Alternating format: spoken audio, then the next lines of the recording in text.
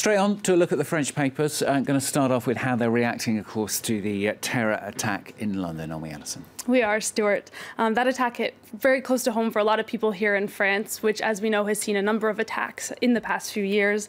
The left-wing paper Libération is focusing on how the city is fighting back. London en résistance, we see on their front page, along with that photo of armed police officers.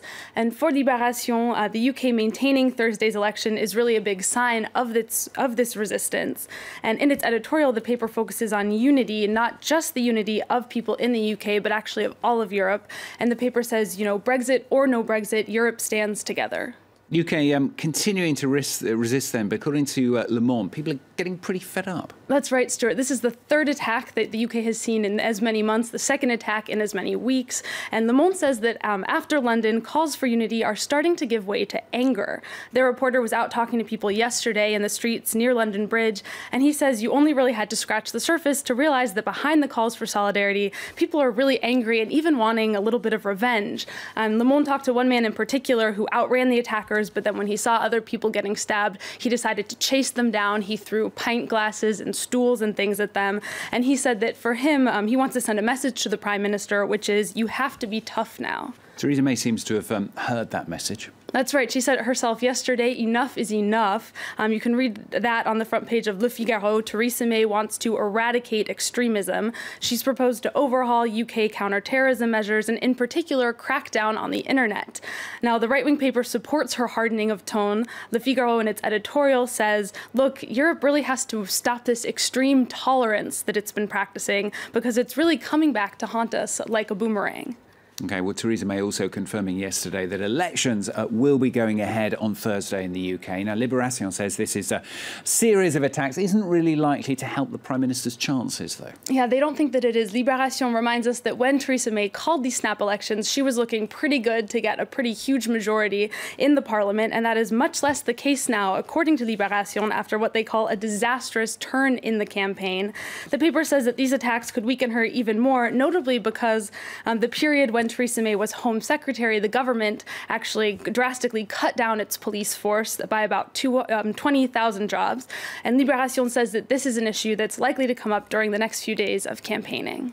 And meanwhile, voting in the legislative elections here in France began yesterday, in fact, with French citizens living abroad filling out their ballots a week early. Yes, and for French citizens who were living in London, that vote, of course, took place in mourning. As we know, one young Frenchman was killed in the attack, 4 others were injured.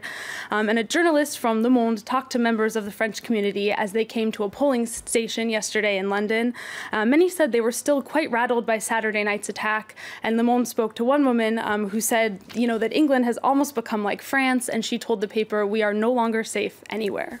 Now, French President Emmanuel Macron largely expected to win a majority, in fact, in the legislative elections now, isn't he? I mean, he's starting by laying out some key measures. This is of his labour reform. Controversial, though. That's right. It certainly is. And aujourd'hui en France, Le Parisien says that they actually got a sneak peek at this new reform. They say it's a radical evolution and drops a couple of bombs. One of them is reforming employment contracts.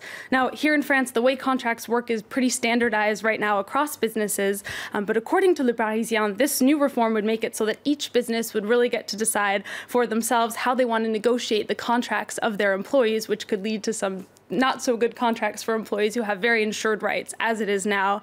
This is also something that was never brought up during the campaign, and it wasn't brought up in any of the talks that Emmanuel Macron had with French unions. And so, according to Le Parisien, this is actually a pretty big deal.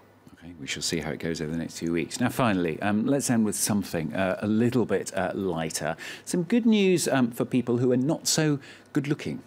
That's right, Stuart. This article comes from our colleague over at the French desk. Le Monde reports that the less good-looking you are, actually, the better you are at conducting scientific research. Okay. The paper cites a study, right, conducted by British researchers that looked at the impact of physical appearance on scientific research. Now, Stuart, I have to say, I don't think I believe this. I think it basically reinforces it's rubbish. Right, negative stereotypes. Yeah. But Le Monde, in their article, does point out that even the studies, by the study's own standards, it's kind of hard to say how reliable this is because the researchers who published this study don't actually include their own photo. Oh, OK. Well, perhaps we should go and be researchers. Right. I know, it's the right job for me, I think. Oh, Alison, never. This is Sergeant with the papers of France 24. A lot more.